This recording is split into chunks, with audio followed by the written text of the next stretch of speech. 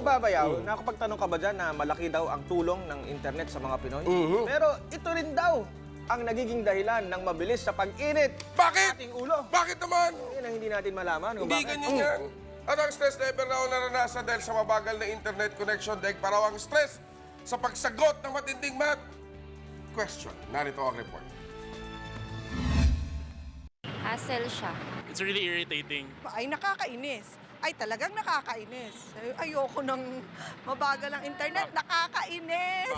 Hindi love life, hindi pera, kundi ang mabagal na internet ang madalas nakakainit ng ulo ng ilan sa aming nakausap. Pero ika nga ng kasabihan, the more you hate, the more you love. Kaya habang lumalalim ang relasyon natin sa internet, mas nadidismaya tayo tuwing sumasama ang serbisyo nito. Sa pag-aaral ng kumpanyang Ericsson, napag-alaman na malaking stress trigger ang mabagal na internet service sa bansa. Nagsisimula raw ang stress sa unang 2-second delay sa video streaming. At kapag umabot na ng 6 seconds ang lag, halos kapantay na raw ng pagsagot sa matinding math question ang mararamdamang stress level. Dagdag pa riyan ang perwisyo pag nag-play na ang video at na-pause.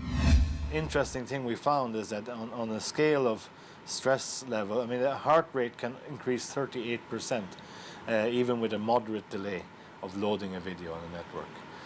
That's a significant increase. Stress levels can increase significantly, and actually the stress levels we saw were equivalent to watching a scary horror movie scene, the scariest horror movie scene alone in a dark apartment.